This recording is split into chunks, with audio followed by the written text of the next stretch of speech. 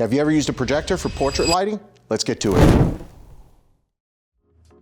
What's up everyone, my name is Sal Cincotta. Today we are on location here and we could shoot this natural light, be easy enough, but what we're gonna do is use from Nanlite their projector. Now they've got all sorts of projectors that will connect to all different size light sources. In this case, we're just using their FC120B. B stands for bicolor, meaning we can do from about 2700 all the way up to maybe 6500, something like that. We'll figure that out here in a second. But basically we're working within Kelvin, not full RGB. And I'm gonna show you why this is important, but right, they've got their blades in here, and what we're doing is they've got this so we can control, right, the diameter of the light, and that's what I'm looking for on this scene. We also have, this can be adjusted. This isn't a review of the product, it's just, I'm showing it to you in use. So you can come here, and we can now move this in for focus, okay? So now on this particular, now it's a gobo, basically, right? So for this, we're not gonna be firing a pattern, we're just gonna use it to illuminate Maya here in the background. And I wanna show you how to use light to build your scene, okay? So a lot of times photographers will come into a scene like this. Look, we can shoot this natural light. So let me take a portrait here, natural light. You'll see it pop up on screen, okay? And don't get me wrong, it'll be a nice, pleasing portrait, but I just feel like there's a little bit of amateur hour to it. Bring your chin a little bit left, Maya, for me. Yeah, right there, here we go, 1, 2. Okay, so there you go. We're exposing for her face, but you know, background highlights, everything's being blown out. It's not necessarily what I'd want to do. So what I want to show you here is I want you to just have the camera on her, and then I'll take this picture. Okay, I'm gonna turn this light on, and this particular light is gonna be at 5500 Kelvin, and now we've got a pattern. Now this particular light is only at 4% power, so we're not even at a lot of power here. What I'm gonna do, you might be able to see that edge across her chest. Harsh edge would be valuable if we're firing a pattern on a wall, something like that. We want it to be in focus, right? So what I'm gonna do here is soften this by making it blurry, okay? Because we're not really looking for a hard edge. I just wanna kinda illuminate her face.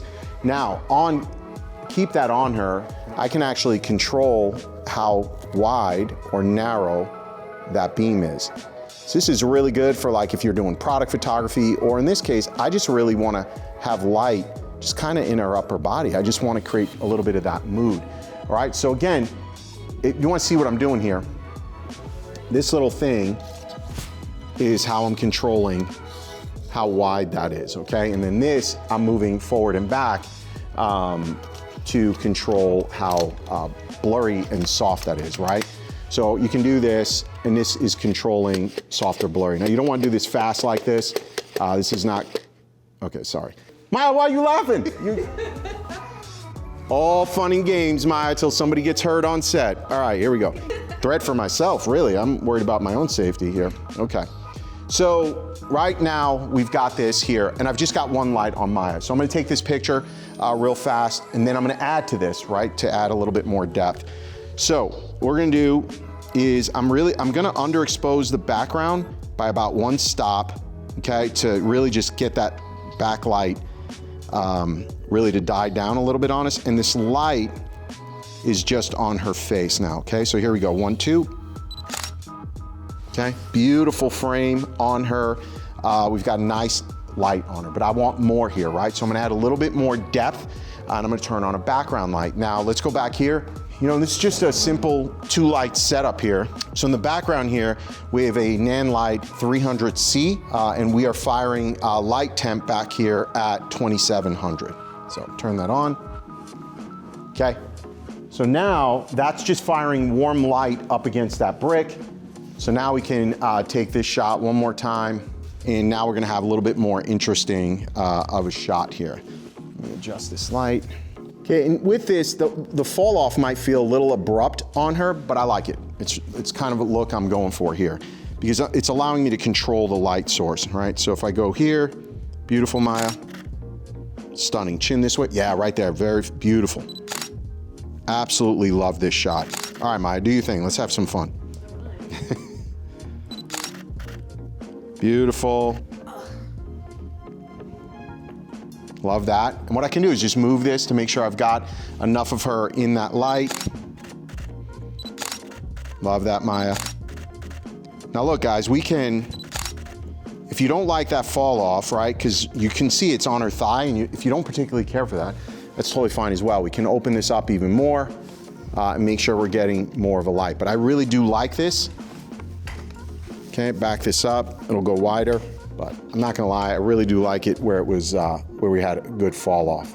Okay, pump that power up, maybe since I moved it back, and make sure I'm getting it on her face. And just so you guys know, this projector, this is a two-piece set, right? So you need the 120 for it, and then the projector is an add-on, right? So this is their projector for the 120. Just keep that in mind. I don't have the price point in it. I will have to add it in post-production to the video.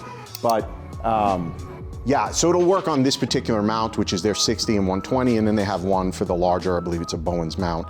Obviously it's gonna be a little bit more expensive, but what I'm showing you is this is a very inexpensive light, the 120. It's really easy to move around with in your environment. And if you're working indoors on a portrait session, you don't really need more than the 120. Don't get me wrong, we have the 300 and the 500, and there's use cases for it. But if you're just adding this to your kit, this is a really simple way to go about it to get some controlled lighting. All right, Maya's freezing. Let's get her moving. Here we go. Hold on here. Here we go, Maya, beautiful. Here we go, 1, 2. And I just love being able to kind of balance with the ambient in the room. Okay, now what I'm gonna do is I wanna get some tight portraits of Maya. All right, so now what I'm gonna do is I'm gonna come in here and I'm getting really tight on Maya. I've got an 85 1.2. We're shooting this at 1.2, beautiful. Yeah, I love this. Now what I am gonna do here, because I feel like this is, it is too wide for me. All I gotta do, narrow that beam a little bit, give me a little bit more of that spotlight look. It's gonna kind of come down on that. Make sure I'm on her face. Okay, beautiful, Maya, gorgeous. Let me get down here with you. Beautiful, love that. Keep your face there, give me your eyes, Maya. Stunning. Love that, Maya, beautiful, beautiful. Let's see, what we got? Get that out of your face, get that out of the face there. Hang on. Okay, hang tight for me. Yep, don't flip it. Absolutely stunning, girl, right there, beautiful. All right. Ladies and gentlemen, oh, Maya's still going. Let's do it. All right, I thought we were gonna wrap, but Maya's got more. She's got more in the tank. Love this, Maya. Looks like she's wearing a little, looks like a Vegas, what are those girls? Showgirl. All right, okay. That's fun. All right, guys, well, that is a wrap. Well, Maya, get over here. This is Maya's first time on the channel. Come on over here. Oh. The models are getting taller, or I'm getting shorter. That's what's seems to be happening. But you can follow me on TikTok at Mayalamadelo. That's MYALAMODELO. Mayalamadeo? No, that's not how you. Oh. So yeah, Instagram under maintenance. It'll be up soon, but follow me on TikTok and then you'll get my Instagram from there. All right, there you have it, guys. We'll see you in the next video.